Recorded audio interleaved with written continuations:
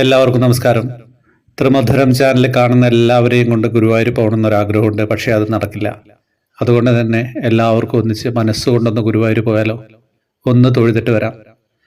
നമ്മളെല്ലാവരും ക്യൂ നിൽക്കുകയാണേ ഗുരുവായൂരപ്പനെ കാണാൻ വേണ്ടിയിട്ട്.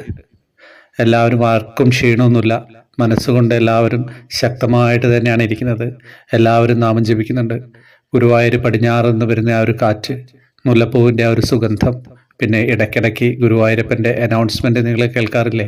കൃഷ്ണ ഗുരുവായൂരപ്പ, ഉഷപൂജ കഴിഞ്ഞു, അല്ലെങ്കിൽ മറ്റൊരു പൂജ കഴിഞ്ഞു, നട തുറന്നിരിക്കുന്നു, ദീപാരാധന കഴിഞ്ഞു, നട തുറന്നിരിക്കുന്നു. ഇതൊക്കെ എല്ലാവരും കേൾക്കാറില്ലേ?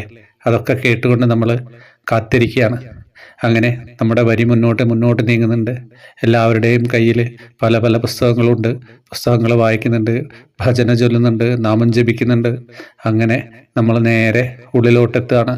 നാലമ്പലത്തിന് പുറത്ത് ഉള്ള വരിയിലൂടെ നമ്മൾ നല്ല മുകളിലൂടെയൊക്കെ കയറിയിട്ട് നമ്മൾ തൊഴാനായിട്ട് പോവുകയാണ്.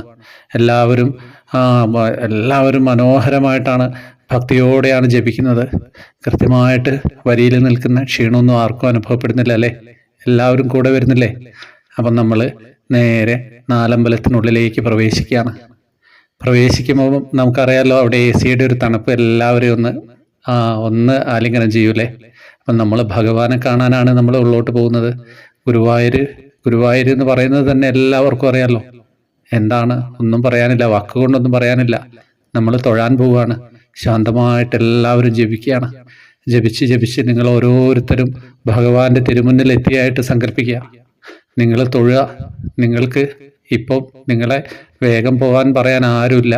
ഒരു സെക്യൂരിറ്റിയോ ആരും ഒന്നും പറയുന്നില്ല. നിങ്ങൾ മാത്രമാണ് ഭഗവാന്റെ മുമ്പിലുള്ളത്. നിങ്ങൾക്ക് പറയാനുള്ളതൊക്കെ നിങ്ങൾക്ക് പറയാം. എത്ര നേരം വേണേ തൊഴുത് പറയാം. സങ്കടങ്ങളും സന്തോഷങ്ങളും എല്ലാം നിങ്ങൾക്ക് പറയാം.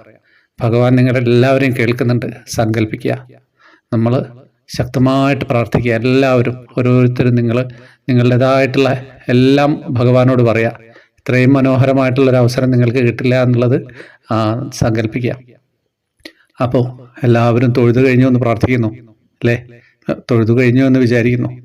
അപ്പോൾ കഴിഞ്ഞിട്ട് എല്ലാവരും സന്തോഷത്തോടെ നമ്മൾ വീണ്ടും ചുറ്റിയിട്ട് പുറത്തേക്ക് കിടക്കുകയാണ്. എല്ലാവരും പുറത്തെത്തിയില്ലേ? അപ്പോൾ എല്ലാവരും തൃപ്പുകയൊക്കെ കഴിഞ്ഞിട്ടേ പോവുള്ളൂ കേട്ടോ. അപ്പോൾ എല്ലാവർക്കും നല്ലൊരു ദിവസം, നല്ലൊരു രാത്രി, ശുഭരാത്രി. ഹരേ കൃഷ്ണ.